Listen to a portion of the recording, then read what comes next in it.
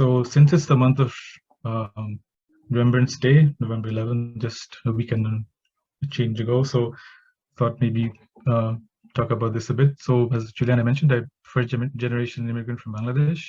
So um, as just to talk about remembering our veterans, both how we do it here in Canada, and the concept is like, although I found out about Remembrance Day after moving to Canada, the concept of commemorating our veterans is not foreign to me because we also remember our own veterans, like in our own struggle for independence, which I'll also talk about a bit.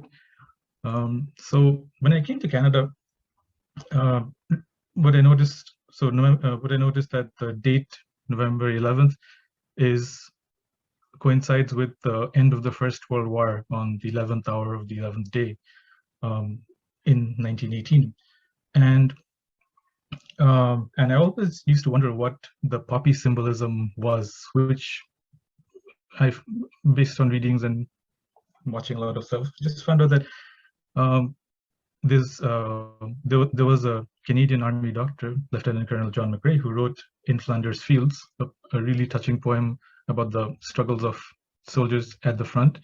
And this is something my son is learning now in school. He told me just this morning, like he was excited to see this picture of John McRae, and he said the name and even a couple of lines of the poem because his teacher read it to him this morning in school. So this is something that he's also learning at school. But for me, it was different. Growing up in Bangladesh, I didn't have much detailed information about the wars. What I get from were from movies. Some of the old classics that they used to show on television. Guns of Navarone, Bridge on the River Kwai, stories of heroism, camaraderie, brave in the face of adversity. So a lot of them were from the perspective of allies, British, American, but there were a few that I also saw that were from the other side. Red Baron was about a World War flying ace German, Manfred von Richthofen, who was the scourge of the skies for a lot of the Allied airmen. All Quiet on the Western Front also talks about also was about Germans during the First World War, like how they, really young, barely out of high school, all the idealistic youth, but grew more disillusioned as the war progressed. Second World War, like one aspect that we know from history is how inhuman humans can be. The amount of untold suffering that human beings are capable of inflicting on one another. So some of the movies also, from the point of view of people in the Jews in Europe who were subjected to such atrocities, and the Holocaust is one of the main, it's a symbol of what horrors humans are capable of doing to each other.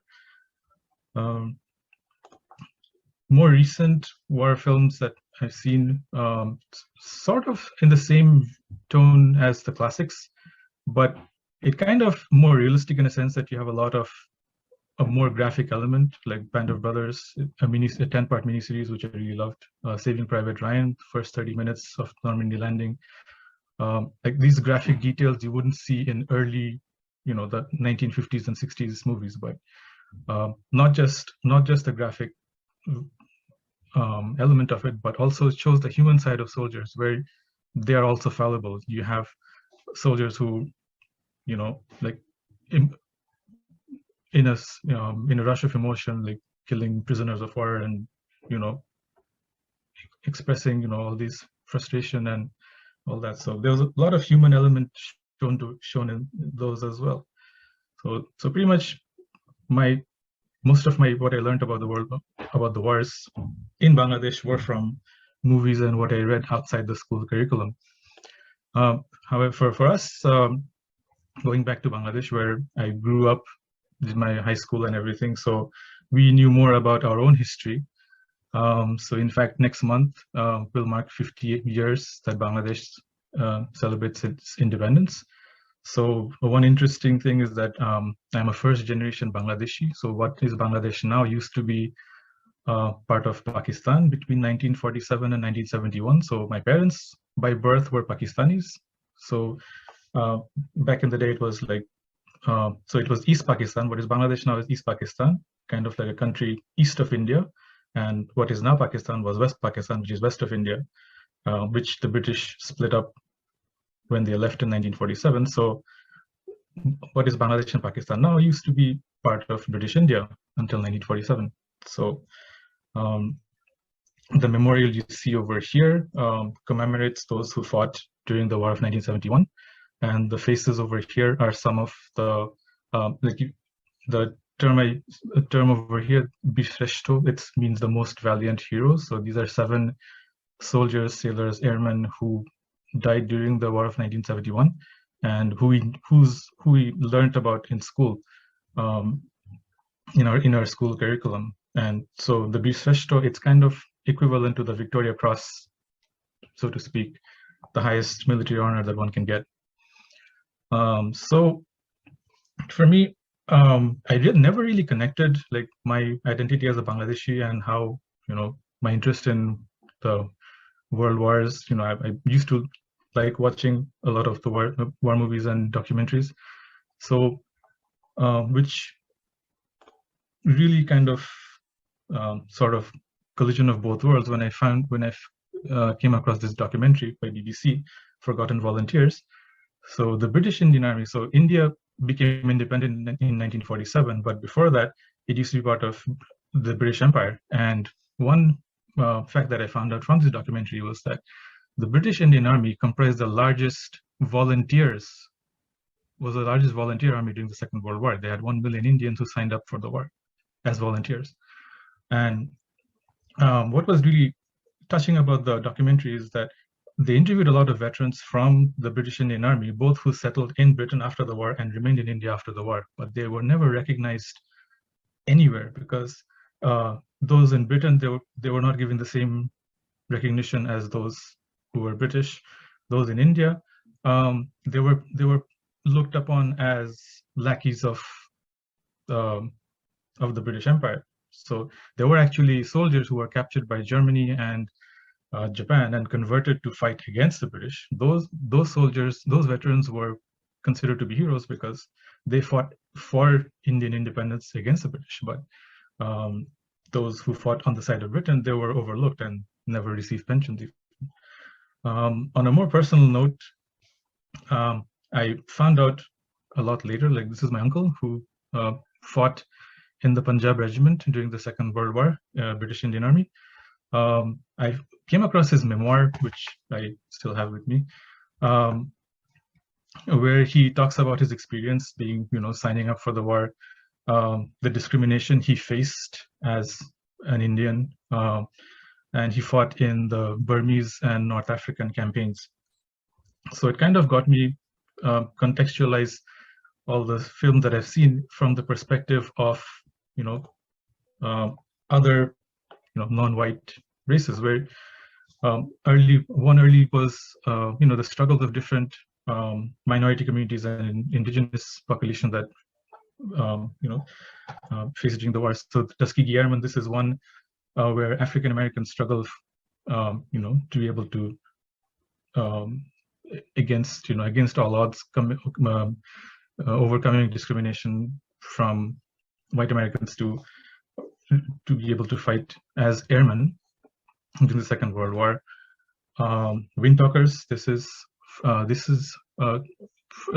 about the Navajo community who were code talkers. So since the Navajo language was unique to North America, this is something that remained uncracked during the Second World War, because they would just talk in Navajo across the radio. Other Germans, Japanese, they would hear, but they could never figure out what was going on. But, relaying coordinates and everything, so they were quite vital to the war effort as well. Days of Glory, this is Again, a French production. So just like Bangladesh was part of the British Empire. You have Morocco, Tunisia, North Africa, Algeria. They were part of France. Same. This movie also shows the struggles of North African Arabs who also face discrimination by the French during the Second World War, often used as cannon fodder just to locate German positions. More recently, The Liberator. This is a miniseries which is about Native Americans and Mexican Americans who fought together, again facing the same discrimination during the war itself. Well, as a Bangladeshi or South Asian, I would really love to see something that shows our communities, something like this, all the camaraderie struggles, but I haven't seen this movie yet. But A Call to Spy, this is also another recent movie which talks about an Indian Muslim who served in the Special Operations Executive, Noor Inayat Khan. So she was eventually caught and executed, but this when I learned about her history, so I haven't seen the movie yet, so I don't know what it's like, to be honest. So, but yeah, so yeah, this is pretty much